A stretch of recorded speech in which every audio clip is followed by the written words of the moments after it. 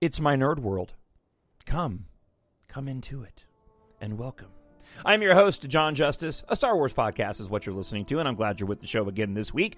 A bit of information about Mandalorian Season 2 casting dropped right as I posted last week's show, so we'll talk about that. We're talking Boba Fett. Also, some more speculation and rumors about the Mandalorian Season 2 cast growing. I'll give you my thoughts. Mark Hamill talks with Entertainment Weekly and says he's done. He's done with Star Wars. He said that before, though, so maybe this time it's true. Plus, I'm going to talk a little bit about what the next Star Wars saga should be about. And I'll give you my thoughts and ideas, and I'll ask the question to you. You can always email talkshownerd@gmail.com. That's where we'll get into listener feedback. And My Nerd World, the website. MyNerdWorld.net. The website has been completely revamped, so I would encourage you to go and check it out. Of course, that is where you can find the EMBARK Science Fiction Space Opera Series. Book 3 in the opening trilogy is out and available now. It's called The Vanishing War, and I'll have more details about that a little bit later on in the show. Plus, a big campaign happening this weekend when it comes to EMBARK, so I'll give you, again, all the details coming up. Let's not waste any more time and get right to it. I hope you are happy, I hope you are healthy, and I hope you are safe, and I'm so glad that you are with the show again this week. It's an instinct.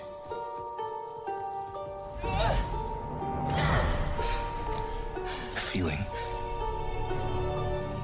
The Force brought us together.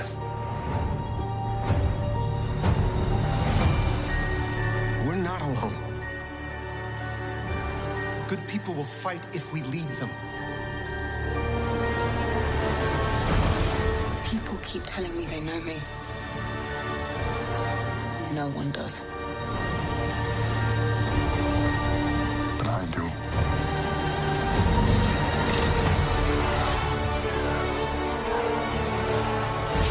Long have I waited. And now, you're coming together.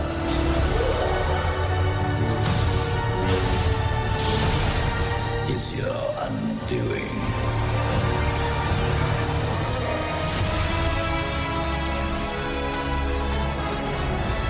Confronting fear is the destiny of a Jedi.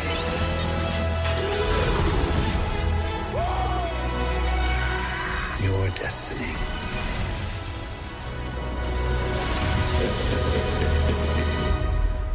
The Force will be with you. Always. Man, I know I'm a broken record on this, all right? If you want to email me and tell me just how big of a broken record I am on this, you are more than welcome. But I just absolutely love what J.J. Abrams and Rian Johnson and the Story Group and Disney and Lucasfilm did with this sequel trilogy. I really do. I think it's... I think it really is something special, and on par with certainly the prequels and certainly the original trilogy as well. I really believe that. I love all of these films so much, and I really love what they did with the sequel trilogy. I'll talk a little bit about The Rise of Skywalker as we get into the latter portion of the show, specifically when I pose the question a little bit later on of what should the next saga be about? I was looking for a topic this week. I do have several news items we'll get to here on My Nerd World. I am your host, Jon Justice. I'm glad you're with the show this week, and I hope that you are healthy, and I hope you are safe, and I hope that things are getting better for you as it appears they potentially are beginning to. I'm beginning to see light at the end of the tunnel. The three things that I love in life beyond my faith and my family is Star Wars, Depeche Mode, and NASCAR. And NASCAR is getting back to racing on Sunday, and I am so excited about that. A little bit of sense of normalcy, seeing my beloved race cars going in circles. But in looking for a topic this week beyond some of the news items, I figured, you know what, it's slow right now when it comes to official news. And, you know, all production on most everything has stopped right now. But started thinking with some of the director announcements, Taika Waititi doing a movie, and the rumors that we've heard about the guy who directed Slight doing a film. You know, what do I, if it were me, if I were in a position of power at Lucasfilm, what would I want to see the next set of Saga movies be about? And I've got something, and I've even got a little bit of a treatment for you, and I'll get your thoughts on what I think and my treatment of what potentially the next Saga film should be. Before we get to all that, we are looking at a lot of casting news when it comes to The Mandalorian. Some of this stuff is still rumors, not official yet. So we'll throw the leak banner on top of these. The hyperdrive is leaking. And dive into some of the casting rumors, and I'll give you some of my thoughts. And this is all swirling around at the moment, The Mandalorian. There have been some other rumors about Cassian Andor and Jimmy Smits and characters from Rogue One appearing in that particular series, but I can't help but feel, while that might be true, a lot of that is perhaps clickbait material attached to these more legitimate sources and the casting news around the second season of Mandalorian, which comes out in October. So I'm just going to focus on the stuff that has semi-official confirmation. So last week, right as I posted the show, this news dropped, and it came a couple different versions. I grabbed the one from The Hollywood Reporter. But Tamura Morrison, who played Jango Fett in Attack of the Clones, will appear in Season 2 of the Disney Plus Star Wars series, according to The Hollywood Reporter and many different sources. Sources say he's going to play Boba Fett, the famed bounty hunter who first appeared on the big screen in the 1980s in The Empire Strikes Back, seemingly died in 83 in Return of the Jedi as he fell into the Sarlacc pit, but that's nothing compared to the way they brought back Darth Maul, so I have no problem with this at all. Boba Fett is expected to play a small role in Season 2 of the series, after the character was teased in the Season 1 finale, The Gunslinger, when a mysterious figure sporting the bounty hunter's trademark spurs approached the apparent lifeless body of Fennec Shand, Ming-Na Wen, who plays that character. Love that character, too, by the way. In Attack of the Clones, as you know, one of the storylines revolved around the discovery of a secret army of clones. The clones were copies of Jango, and it was further revealed that fan favorite Boba Fett was actually a clone to Jango, being raised as his own son. Daniel Logan played a young version of Boba Fett in that film. While sources say that Morrison is playing Boba Fett, it's always possible that something sneaky involving cloning going on. There has been also speculation that he could be playing Rex, which would make some sense, too, if they were going to include that character. And we've got a lot of these characters from the Clone Wars and Rebels that are now popping up in The Mandalorian. How it works out in the timeline, I don't know, and we'll get into a little bit more of this coming up. Mandalorian Season 2 was confirmed to, again, not be delayed this week by Disney. It will bow in October on Disney+. It'll also feature Michael Biehn with Robert Rodriguez, who did Alita Battle Angel, Ant-Man's Peyton Reed. These are new directors, along with Dave Filoni directing one as well. Look, I'm excited about this. I'm really excited to see what they do with Boba Fett in The Mandalorian. I had made a comment recently, and I think I was talking with Zach from Knights of Vader, but I think I was on the Zang This podcast, if I'm not mistaken. And we were on the Zang This podcast, and we were talking about somebody had just seen The Rise of Skywalker for the first time. We were talking about ancillary characters. And, I had made a comment that, it's interesting how, I never had an issue with the minimal screen time that Captain Phasma got, even though a lot of people complained about that. I thought that they did a really good job with that character, and that, and I never understood the complaints when it came to Finn not having a big role in The Last Jedi. I mean, he's the C-plot, essentially, of that film, and there's a fantastic standoff between him and Phasma in that movie. But I made the comment that, it's funny that people give Disney a hard time after the purchase of Star Wars from George Lucas in what they did with a cool-looking character and a cool background on a character like Captain Phasma, and then didn't utilize her doing that thing with my fingers. And I mentioned that I always find that argument or that complaint or criticism is somewhat weak compared to the fact that in the original trilogy, Boba Fett was hardly seen at all, and he still became a beloved character. For me personally, Zuri Bliss, I love the character Zuri Bliss, even though she doesn't have a ton of screen time in that movie. I just think her character is awesome. what the actress was able to do behind that mask was great. And she steals the show, in my opinion, in the scenes that she is in The Rise of Skywalker. But Zach from The Knights of Vader made a really, really good comment, and something I hadn't thought about. And I think it's probably happening more on a subconscious level. But Boba Fett was popular because of what he did in capturing Han Solo and bringing Han Solo to Jabba the Hutt. His character carried weight and significance, and even, in my opinion, I agree with that, but I think it's probably happening on a subconscious level, where not only was this a really rad-looking character in Boba Fett, but he also did something to a major character who is arguably one of the most clever characters in the Star Wars universe, right? One of the coolest characters in Han Solo. This is the bounty hunter that captured Han Solo. And I thought it was a really, really good point and a very relevant point. And it was one of those moments where they don't happen often, where I was like, wow, that is a really good hot take that I hadn't considered. It still doesn't change my view necessarily on some of the more ancillary characters and the way that they were treated in the sequel trilogy that I particularly thought was fine. But it is a very good point if you're talking about the popularity of Boba Fett and why people liked him, and that perhaps it was because this was the bounty hunter that captured Boba Fett. So I saw a friend of mine on Twitter make a comment, and we'll get into some more of these other casting rumors, some concern that they had with The Mandalorian in that they were introducing so many characters we've already heard of before, and he wanted to see new characters, and that's why he liked The Mandalorian so much. And I can certainly understand that argument. For me, I'm fine with this.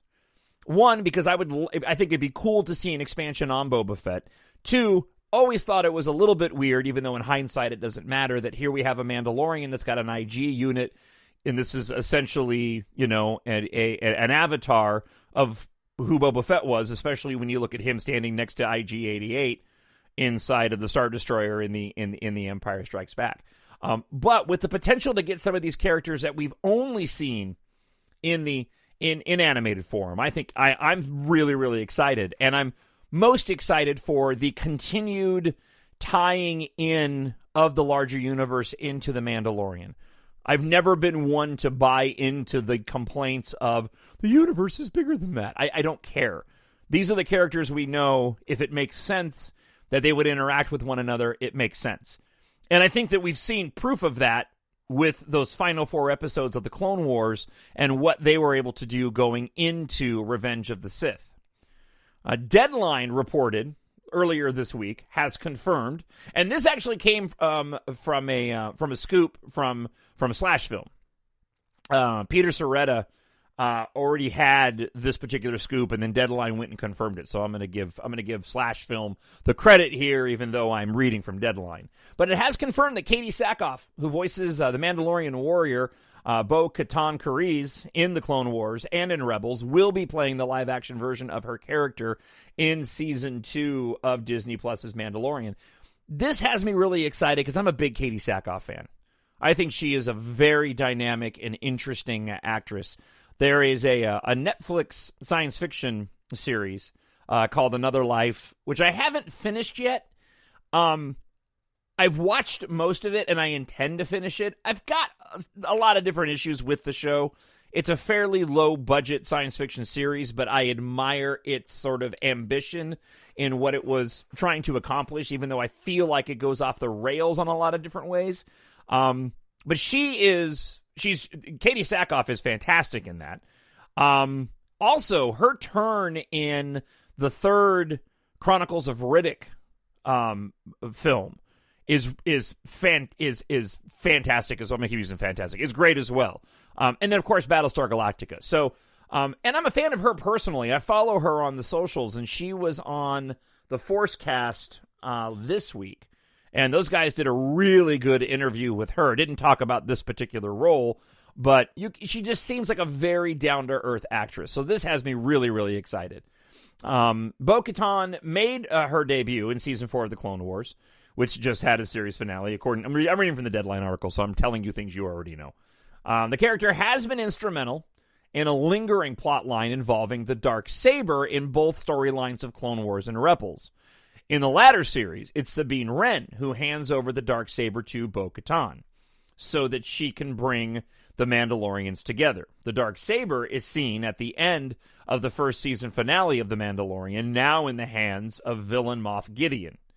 There has been heavy speculation, especially with reports that Rosario Dawson is playing the live-action version of the former Jedi Ahsoka Tano, that the Darksaber storyline will continue into Season 2 of The Mandalorian. In an interview with Dave Filoni, he said the continuation of the Darksaber storyline is possible. I mean, it's definitely something that I left hanging at the end, and part of that reason is just it's always nice in my mind when there's another story. Now, Outlaw Noah on Twitter, Noah Outlaw on Twitter, put up a post saying that it was possible that actually Sabine Wren would also be in Mandalorian Season 2. And that's a character that I would also, I'd love to see all these characters brought to life. Not just as a fan, but also curiosity to see how well they pull it off. Sabine Wren, I like all the characters on Rebels. I've said this before. I'm arguably a bigger Rebels fan than I am a Clone Wars fan, apart from those last 4 episodes of this last season. But when it comes to Sabine Wren, I know there's a wrestler who was apparently also cast for The Mandalorian Season 2. I can't remember her name right now, but there were some people speculating that maybe she could be playing Sabine. I think it's possible that Tiya Sircar, who does the voice for Sabine Wren, because she also is a live-action actress, and in my opinion looks the part, could do a really good job of playing Sabine Wren. So it'll be interesting to see if that particular rumor comes to fruition. Again, the Katee Sackhoff and Tamira Morrison ones seem a little bit more legit, given that they came from Deadline and the Hollywood Reporter. And look, as always, on the show, whatever your thoughts are, curious to hear them, email me, talkshownerd@gmail.com. All right, one more news item. Entertainment Weekly sat down with Mark Hamill, and the veteran actor told Entertainment Weekly why he is saying goodbye to the character of Luke Skywalker, but remains excited about the future of the franchise. He says, I can't imagine that in returning to Star Wars, on whether or not he'd consider playing in the Star Wars universe again. He says, if the situation was right. He's like, I had a beginning, I had a middle, and an end. Those films gave me far more than I ever expected when we started out, so it's never even occurred to me. My farewell was in Episode 9, and it was bittersweet. I love all those people, and I certainly have affection for George and the character he created. I'm full of gratitude for what it has given me and my career, but I don't want to be greedy. There are still so many more stories to tell and so many great actors to tell them. They don't need me. Hamill may have said his final farewell to Luke and his adventures, but he's still watching. He explains why the franchise's evolution with the Disney Plus series and The Mandalorian is a smart idea. He's like, I think they have a wonderful advantage on The Mandalorian in that it's economical storytelling. They don't have the burden of delivering gigantic special effects extravaganza like the films had to do. He explains it sort of gets back to the basics of George and his envisioning it as a Western in space. It has the tone of a Sergio Leone Western. I'm very impressed with it, and to me, a very smart move on their part, because you can't keep trying to top. It's like superhero movies that have to deliver these gargantuan epics. And with The Mandalorian, they can concentrate more on the characters and the storytelling. I think it's excellent. And look, these are very similar comments to what Mark Hamill has said before. I can't envision a scenario right now where Mark Hamill at his age will be brought back into the franchise at this point in time for anything, unless there was some type of live-action TV show that happened to take place prior to the events of The Force Awakens, in which case that certainly isn't on the slate anytime soon, hasn't been rumored or discussed, and I would think that the clock, no offense to Mark Hamill, we're all getting older, but the clock is ticking on Mark's ability to, even via the magic of CGI and the de-aging process, to be able to play a younger version of himself, even if it was just a few years prior to The Force Awakens. So, interesting nonetheless. And I should probably mention right now, before I forget, it was the master, George Lucas's birthday this week, so happy birthday to George Lucas. All right, I have a few more comments based off of what Mark Hamill said about The Mandalorian and some observations. Let's switch gears, and we'll get this rolling within the topic of what the next saga films should be about. Something inside me has always been there. But now it's awake. And I need help. I had a thought recently, and this kind of plays in really well with Mark Hamill's comments here about The Mandalorian, and something that I touched upon a bit on last week's show, and that is in certain aspects, the minimalist nature of the Star Wars franchise. The Mandalorian really does, and I talked about this last week, but it really does capture that vibe of the original film. The original film, A New Hope, which we will begin the rewatching series on coming up on next week's episode. I wanted to take a week off now that I've completed with the prequel trilogy. We'll do a rewatching of the original trilogy before we get into the sequel trilogy. But that original movie was hamstringed by the technology of the day, and it obviously opened up and broadened in scope in, The Empire Strikes Back and Return of the Jedi. And then once George Lucas had all the tools at his disposal, he really went for it with the prequel trilogy. I also think that's kind of the reason why so many people had a problem. One of the aspects of why people had a problem with the prequel trilogy is so many people were expecting something more akin to what we got in the original trilogy, which was a lot smaller and scalable, even though it's telling this large, epic, galactic tale. Those movies are expansive. They are epics. The Phantom Menace is probably the most intimate of the three, but Attack of the Clones and Revenge of the Sith, I mean, those are grand space operas, and George Lucas really going for it in terms of the number of planets we go to and the designs that we get. The Mandalorian and Solo, and to a lesser extent, the sequel trilogy. But The Mandalorian and Solo really do harken back more to that original trilogy. And again, Solo's unique because I'm convinced the only reason why Solo has that more intimate vibe, and I'll give you some examples here in a moment, is, again, because of the reshoots that were done with the departure of Lord and Miller, Ron Howard coming and reshooting some 70% of the film, and decisions that were made from a production standpoint and a set design standpoint in order to maximize the ability to get those reshoots done.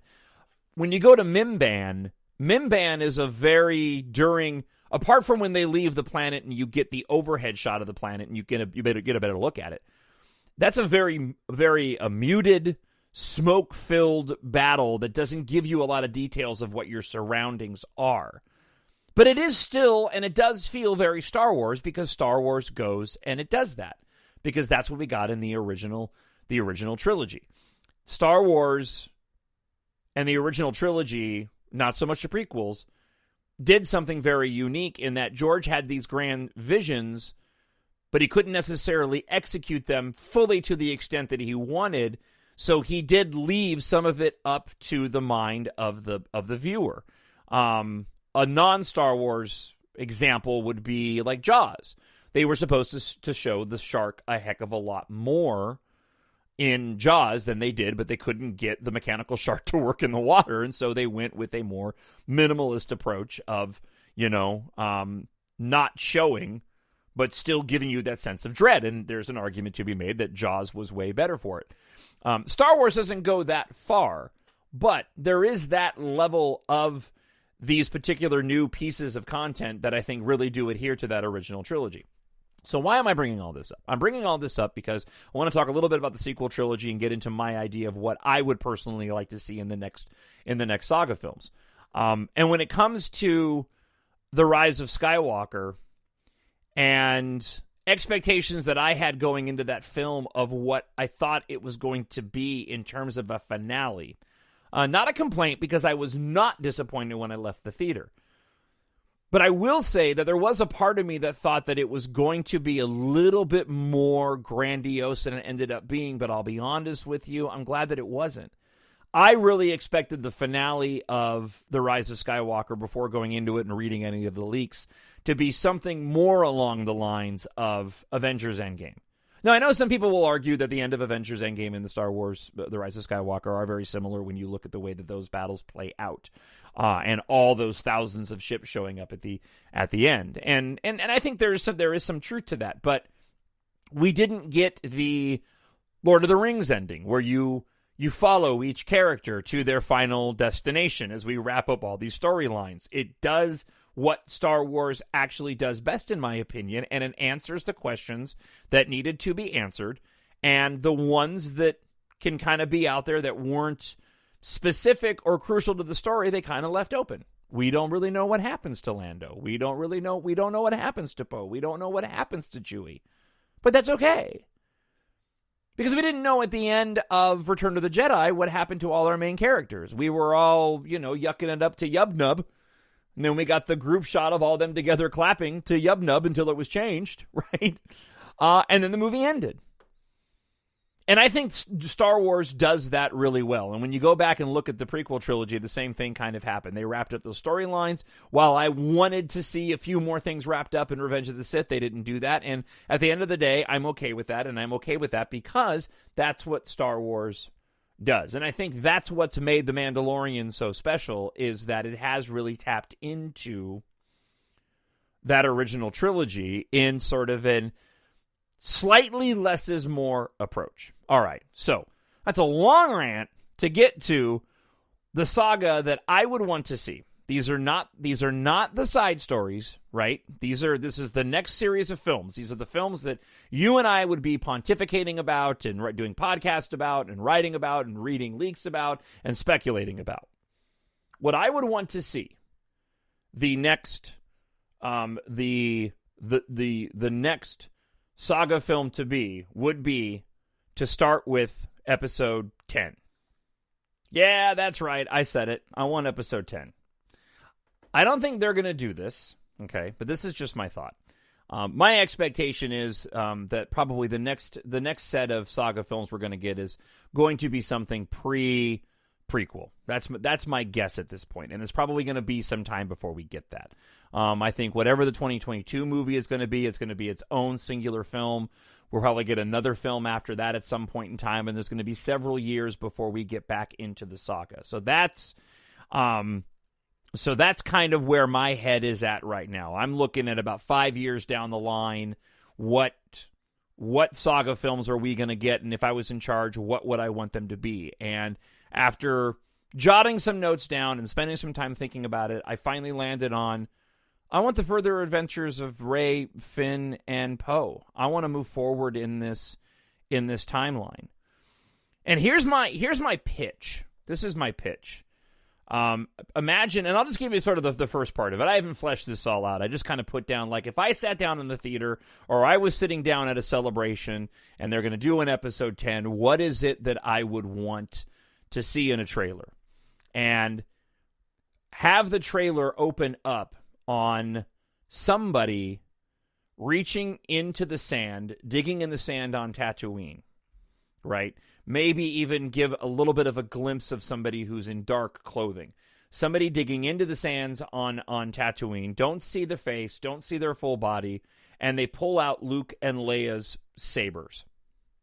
The ones that Rey buried at the end of The Rise of Skywalker. And then we get a quick cut to Rey waking up in a sweat and a panic, feeling a disturbance in the Force. And my idea would be that Rey senses there is the dark side growing somewhere in the galaxy, but she doesn't know where it is. And she's all by herself, having not yet started training any new Jedi. And she feels the call to have to go and hunt for where this dark side is growing. What I like about this and why I want to move forward is I really do love these characters. And we've got 3 movies with these characters, and I know there's been a lot of controversy attached to it. But I'm personally convinced that if we were to somehow strip away the controversial aspect of The Last Jedi, and certainly when it comes to The Rise of Skywalker, strip away the frustration that so many people had with the way that Ben Solo was handled, I think that The Rise of Skywalker would have been more well received than what it was. I really do think The Rise of Skywalker is a special movie. And one of the things that I love about that film is that it really did, in my opinion, wrap up these 9 stories, but told its own individual story. That story that Chris Terrio and J.J. Abrams came up with, involving Ochi the Jedi Hunter and the dagger, and the MacGuffins involved and the Wayfinders. I just thought all of that was great Star Wars and a lot of fun and something truly unique and truly different. And I liked what they did in that movie because they really tried to do something different than what they had done in the previous 2. The Force Awakens was, for all intents and purposes, a incredibly soft but an echo reboot of the original trilogy. There's pieces of all 3 of those movies in that first movie. The Last Jedi in and of itself is its own film, right? And it also has a very unique story, but it really is about Rey and Kylo Ren and these 2 individuals discovering they have this connection with each other in the middle of this, secondary plot of the rebels being chased by the First Order, right? It very much has an Empire Strikes Back vibe to it in the way that the plots are sort of flow out. Not a lot of depth going on there, right? It wasn't a unique story in and of itself. It is attached to the other films. I do think that movie is a masterpiece. But when you get into The Rise of Skywalker, I really respected the fact, and I love that movie because of the fact that, again, and I'll repeat myself, it is very much a conclusion of the sequel trilogy, of all 9 movies, but it is by itself a fun adventure, and I want to see more of those. That's what I'm driving at. I don't want to keep repeating myself. I want to see more of those types of adventures, and I loved the chemistry and what they were able to do with putting these core characters together in this final film. And I think, given the opportunity of Rey, Finn, Poe, and Chewbacca, along with BB-8, and even bring Dio back, I think having those individuals no longer tethered by the original trilogy cast members, now able to go on their own adventures together, moving forward in the timeline with a new growing threat that could be anything, right? It could be just another set of Darkseid users out there. Maybe there is a child born, and that child born is going to be doom for the galaxy. The women that did Who Talks First, Courtney and Solo, that did that podcast, and they talked about Rey being the harbinger of doom. That was a theory they had going on that ended up being pretty darn close to what ended up happening in The Rise of Skywalker. But that idea, I think, is really unique. And I'd love to see Rey waking up having decided that she wasn't going to train new Jedi yet. And suddenly the Force draws to her, there's darkness growing in the galaxy, and she realizes she no longer, right? She's had her break, but the Force is now calling to her. And her being, sort of the last Skywalker, right? We move forward. She needs to go and find out what this new danger is that's growing. We don't need to have a galactic empire, right? We don't need to have a First Order. We can just have a group of people or a person that we're concerned is going to bring about the rise of the dark side again. That's what I would love to see, and I really hope they do that, because we've got a core group of characters that work incredibly well together and are a lot of fun, and I want to personally see more of those adventures. But what do you think? Email me, talkshownerd@gmail.com. Leave a comment on YouTube. Before we get into listener feedback this week, I do want to remind you that you can go to mynerdworld.net. I don't push the website all that much, but mynerdworld.net has gotten a complete overhaul. So you can find the podcasts are there. There's a ton of artwork, concept art for the covers for EMBARK, and you can buy all 3 EMBARK stories there at the website. But I would encourage you to go and check it out, mynerdworld.net. One more thing before we get into listener feedback. I am doing a pretty big campaign on book 1 of the EMBARK series starting this weekend.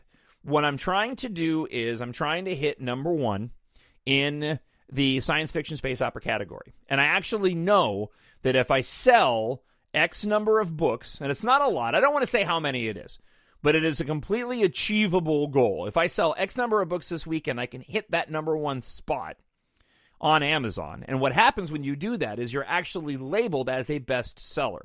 That helps when it comes to selling all your books, because right now, having a complete series in book 1, Treasure in Darkness and the Vanishing War, all available, you got to get people into the series by introducing them to book 1. So I'm doing a big book 1 EMBARK push this weekend. So what does that mean for you? Well, I'd like your help. $2.99 for the ebook right now, and I'm focusing on the ebook.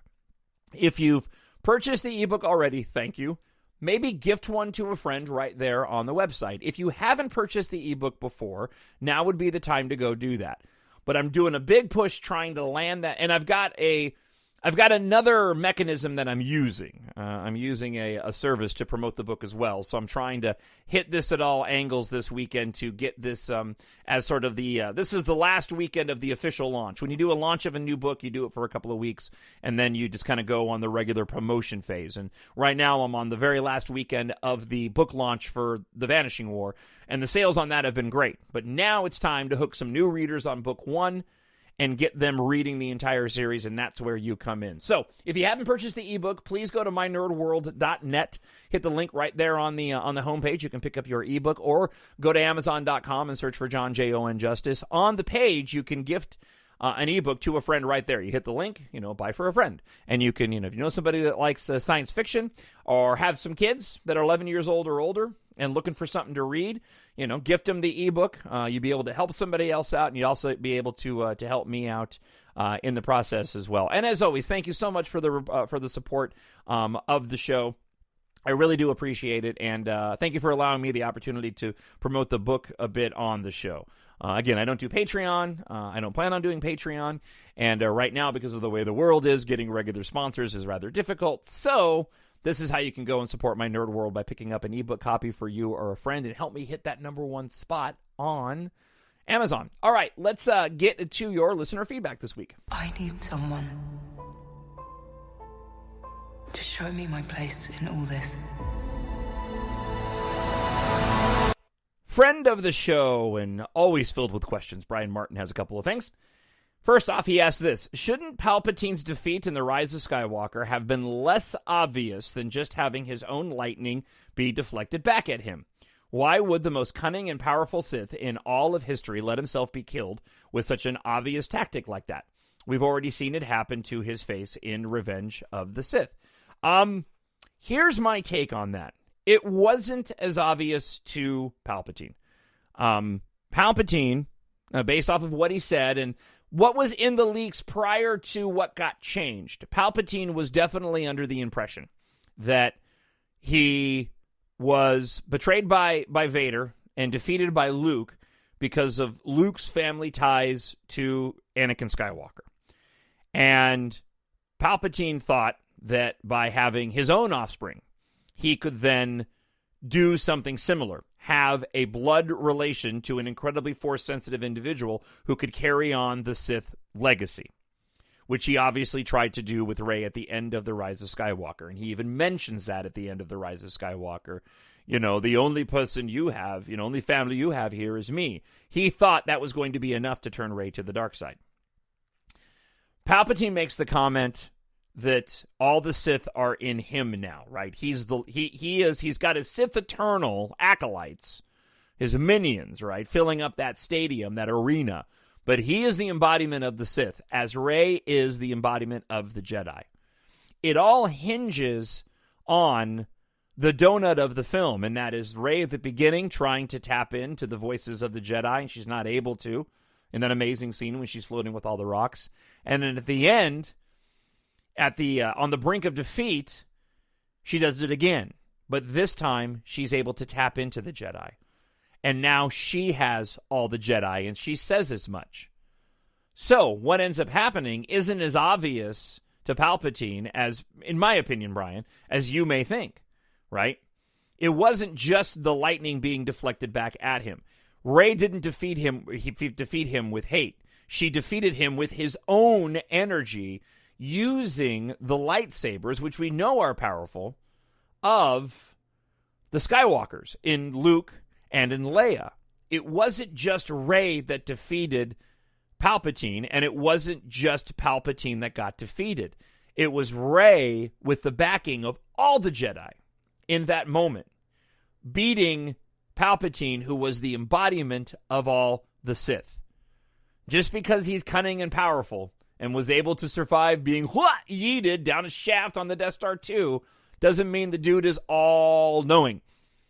He didn't think that his own creation and his own lineage would go and would turn on him the way that it did, and that it would backfire. And that's exactly what happened. So, again, I don't think it was as obvious to Palpatine as some people may think that it was. Brian goes on to say, is it an absolute fact that Palpatine's inclusion in the sequel trilogy was added last minute? No, it's not an absolute fact. I mean, he goes on to say, if it wasn't as the producers claimed in video, then why did the original treatment of The Rise of Skywalker not have him in it, save for the hologram? I don't feel comfortable speaking to the original treatments. Obviously, the leaks that came out seem to be somewhat accurate. But at the same time, who knows what was hidden from those and what wasn't hidden from those based on the secrecy that was surrounding the film at the time. J.J. Abrams even went so far as to say that he was shocked prior to the release of the trailer that word didn't get out that Palpatine was going to be in the movie. And in terms of whether or not it was planned from the beginning, I've explained this before, but I'll do my hot take. I think all that J.J. Abrams means by that was in the beginning of the process of putting the story together for the sequel trilogy, there was probably always this idea that if they needed to utilize Palpatine, they could. And that perhaps all along he was pulling the strings, right? They made Snoke, somewhat, ambiguous in the first and second film, and I think that was partly the reason. Hey, let's not do Palpatine. Let's bring around this other dark side figure. We'll name him Snoke. We'll give him a cool design. We'll make him really interesting and intriguing. Be very, very similar to what we ended up getting in the original trilogy with Palpatine and with Vader, by the way. Right? But JJ was only going to do one movie. And then Ryan was going to pick up the mantle and do the next movie. And then somebody else was going to do another movie. So when J.J. Abrams says, or Kathleen Kennedy says, this was an idea all along, I believe that they probably mean that. It was probably an idea that they kicked around during the production and writing of The Force Awakens, but just figured, hey, this could be a thought, but I'm not writing the next two films. So when J.J. Abrams came back to do The Rise of Skywalker, he said, hey, let's go ahead and bring Palpatine back now. That's how I think that ends up working out. And I want to make this comment, too, because we didn't know anything about Darth Vader, and this is also very similar. The sequel trilogy follows the same sort of track that the original trilogy did. Now, granted, in the original trilogy, you get a line from Obi-Wan Kenobi to Luke Skywalker. As a matter of fact, you get, I have it right here. Well, this is the Clone Wars line, but it comes from the same portion of the film. No, my father didn't fight in the wars. He was a navigator on a spice freighter. That's what your uncle told you. He didn't hold with your father's ideals, thought he should have stayed here and not gotten involved. You fought in the Clone Wars? Yes. I was once a Jedi Knight, the same as your father. I wish I'd known him. He was the best star pilot in the galaxy, and a cunning good warrior. I hear you've become quite a good pilot yourself. And he was a good friend. Which reminds me, I have something here for you. Your father wanted you to have this when you were old enough, but your uncle wouldn't allow it. He was afraid you might go off with old Obi-Wan on some damn foolish, idealistic crusade like your father did. Excuse me, sir. I'm going to close down for a while. Sure, go right ahead.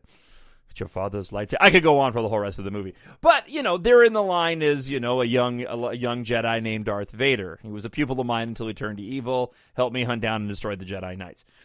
That was the only background that we ended up getting of Darth Vader, right? Until later into the film. When you get into The Empire Strikes Back, you get this weird holographic figure in The Empire Strikes Back of the Emperor, and even when you get into Return of the Jedi, they never explain where he came from. So I think that was the initial idea with Snoke. I think the problem is, and the problem that Disney and Lucasfilm and JJ may have come into when it came to Snoke and all the theories around Snoke was, back then, you didn't have the internet and people's ability to go and speculate to the nth degree about all this stuff, and people want answers all the time because we live in a world where you can get answers in a moment's notice for the most part because of the internet, and so that sort of mystique doesn't work nearly as well as it did back in the day. All right. Let's get back to more email. Jen G writes this. Oh, man, I was just listening along here, enjoying, minding my business, and then you had to go there with the cinematography of The Last Jedi. While I agree it's different from The Rise of Skywalker and The Force Awakens, right, it's not totally different than any other Star Wars film, in my opinion. If I recall, The Empire Strikes Back is muted as well, which I think lends to a darker middle film. Let me stop here. I'm going to disagree, Jen G. The film itself had an overall tone that was darker. But if we're talking specifically about lens filter, I don't see any difference in the original trilogy of the first three films. Just like I don't see any difference in the prequel films. I'm talking specifically about the lens filter. The Last Jedi has a very distinct sort of brown filter compared to the crisp look of the other two films. Just my opinion. Okay. Both The Empire Strikes Back use blues quite a bit too. And I disagree with that too, because I don't think the Last Jedi used a lot of blues. The Rise of Skywalker uses a lot of blues. Okay. Anyway, I found The Last Jedi cinematography to be the best of all 9 films. I don't disagree with that. So I might be a little biased. And I'm not talking about the this isn't a negative, by the way. And maybe, and just to clarify, when I was talking about the filter used, and it's a filter that Rian Johnson uses on all his movies. When I was talking, and the Knives Out has the same filter on it. When I was talking about that, I was just specifically talking about the filter used on the camera, not the cinematography itself. I agree. The cinematography of the film is fantastic. I'm just talking about the way the color palette is. It's just beautiful how it's shot. I agree. I feel like it wasn't an issue with people who didn't like The Last Jedi because, we would have heard about it ad nauseum since they broke every hate down for us. But some may not have thought of that. So yeah, thanks for putting that on their list now. Enjoyed the podcast as always. I just, the people that say that it didn't feel like a Star Wars movie, I can't help but think, but on a subconscious level, a part of that was because they used a different sort of filter and lens on it. And Solo is very much the same way. The cinematography in Solo, the way the brown tone in Solo is very reminiscent to what we got in the Last Jedi. All right. Friend of the show, Severin, says this. I love the heavy use of filters to invoke specific thoughts and emotions. I can think of so many of my favorite films that incorporate obvious color filters. Christopher Nolan's Batman trilogy. Yes, the first Batman movie of Christopher Nolan's Batman. Absolutely. That's a very brown film. A series of unfortunate events, Doctor Strange, Lord of the Rings. Having just recently watched The Last Jedi, I did try to pay attention to the use of color filters, which I hadn't really done before.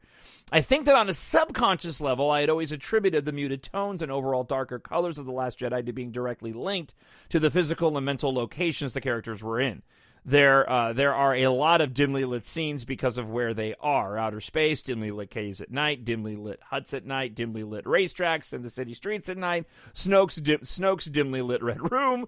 The only true daylight scenes took place on Ahch-To and Crate, and even then the majority of those scenes featured inclement weather, gray tones or sunsets, blood red tones. It all fit together, it all fit into the larger schematic for a darker story, and the dark personal places our characters were exploring. Whatever filters they used, I definitely think it heightened the emotional experience and drove home the most important takeaways of the story, which is what filters are supposed to do. Quit trying to make it about politics, people. It'd be very interesting to imagine what kind of filtering or cinematography style J.J. Abrams would have chosen for Ahch-To or Snoke's Red Room or Crate in comparison to what Rian Johnson did. Rian Johnson's story with J.J.'s filtering style would have totally clashed, in my opinion, but it would be fun to see a mock-up. Yeah, and I would agree. And again, let me just preface, I don't have a problem with the way The Last Jedi looks at all. It looks like a different film. It has a very specific and distinct look to it. All right, before I wrap things up, I have one more request of you, and don't worry, it won't cost any money. It's two things. One, if you're not on the mailing list already, if you have purchased any of the EMBARK stories and you've enjoyed them, please email me, talkshownerd@gmail.com. If you have intentions on reading more of these stories as they come out. There is another book coming out later this year. If you've picked up The Vanishing War and finished it, you already know the title of that story, and you already know what it's about based off of what happened in The Vanishing War. Email me, talkshownerd@gmail.com, and just say, hey, put me on your mailing list. The mailing list is nothing more than an email that I put out on occasion to let you know specials that are going on about the book, on occasion things that are happening with the podcast. I do not sell it to anybody. You will not get spammed by anything. But as an aspiring new author trying to grow a fan base, mailing lists are important. The last request that I have of you is this. If you have not left a review for any of the books yet, if you've read any of the books and haven't left a review, please go to Amazon.com right now and leave a positive review for the books. You can only leave a review if you purchased it from Amazon, right? So you had to have bought the book. And you can keep it short. Reviews are really important, and I have a good chunk of reviews on the first book, but I can always use more. I definitely need more reviews, positive reviews for Treasure in Darkness and for The Vanishing War. So if you've read the books and you enjoyed them in any way, shape, or form, give me a 4 or 5-star positive review. It would really mean a lot to me. And if you are anticipating on helping me out in getting book 1 to number 1 by going to mynerdworld.net or to amazon.com and picking up an ebook for $2.99. Again, while you're there, just click, leave a review, and leave me a review. It would really mean the world to me and would really help me out. And it is the way to support My Nerd World and a Star Wars podcast. All right, I'm done with my pitches. Thank you so much for giving me the time. Thank you so much for downloading the show again this week. I hope you enjoyed it. We'll be back again next week, and we'll begin our rewatching podcast of the original trilogy. I look forward to hearing from you. I hope you're doing well. Any topics you want me to cover, anything you'd like me to talk about, talkshownerd@gmail.com. With the slow news cycle when it comes to Star Wars right now, now's the perfect time to take some suggestions on some stuff you'd like me to talk about or questions you want answered. And thanks again for supporting the EMBARK science fiction series. Again, I hope you'll go to Amazon.com and pick up an ebook of book 1, and certainly book 2 and 3 if you haven't picked up those already. Join the mailing list, talkshownerd@gmail.com, and leave reviews for my books. All right, I'm done. Have yourself a fantastic week. Stay healthy, stay safe, and I'll talk to you again next week. Bye. The Force will be with you, always. My Nerd World.